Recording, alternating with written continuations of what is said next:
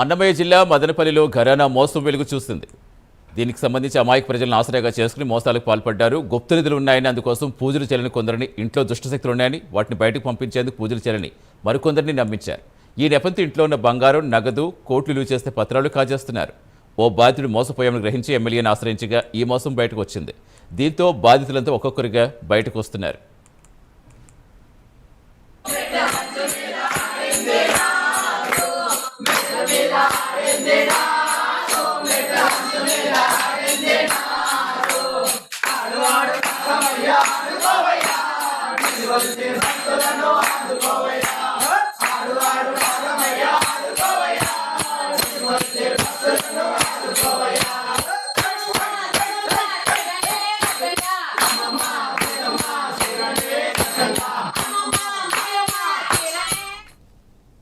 మదనపల్లిలో మాయల పక్కీర్ పేరుతో సాగుతున్న మోసాల వ్యవహారం సంచలనంగా మారింది. పొత్తూరి మోహనకృష్ణ నాయుడు అలియాస్ మధుశ్రీ స్త్రీ అవతారం ఎత్తి ఇంట్లో గుప్తనిధులు బయటకు తీస్తారని, దుష్టశక్తులు ఉన్నాయని నమ్మించి పలు కుటుంబాలు మోసం చేశాడు. పూజల పేరుతో ఇంట్లోకి వెళ్లి బంగారు, నగదు కాజేస్తున్నట్టుగా బాధితులు చెబుతున్నారు. తాజాగా ఓ కుటుంబం ఎమ్మెల్యే షాజహాన్ బాషాను కలిసి తమ గోడు వినిపించింది. పూజల పేరుతో తమను నమ్మించి అరకిలో వెండి, బంగారం, కోటి విలువైన పొలాన్ని కాజేస్తున్నట్టుగా బాధితులు తెలిపారు.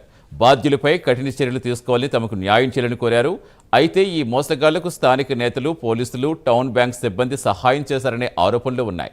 వాళ్ల దగ్గరే డబ్బులు, నగదు దాచిపెట్టారన్నారు. ప్రస్తుతం ఈ వ్యవహారం చర్చనీయాంశంగా మారింది.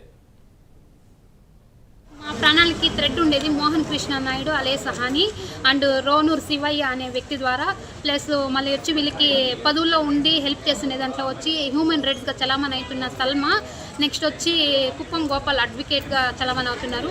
Next jewellery shop RK Ramakrishna అనే వ్యక్తులు, వీళ్ళు అందరూ తనకి సపోర్ట్ చేయడం వల్ల ప్రతి ఒక్కటి కొట్టేసి మమ్మల్ని క్యాజువల్గా ఏ సంబంధము లేదు, అంత తప్పుడు కేసు, తప్పుడు మాట చెప్తున్నారని చెప్పేసి కొట్టివేసి వస్తున్నారు ఇప్పటి వరకును. కాబట్టి మాకు ఎటువంటి న్యాయం మీరు ఎంక్వైరీ చేసి ప్రతి ఒక్కటి నేను ఇప్పుడు కోరుకుంటున్నాను, అప్పుడు కోరుకుంటున్నాను. ఒకే విధంగా మేము మా ఫ్యామిలీ అనేది రామస్వామిలో ఎట్లుండే వాళ్ళము, ఈరోజు ఎట్లుండాము అనేది ఎంక్వైరీ చేయాల్సిందిగా కోరుతున్నాము. ఈశ్వరమ్మ కాలనీలో అదే మోహన్ కృష్ణ నాయుడు అనే వ్యక్తి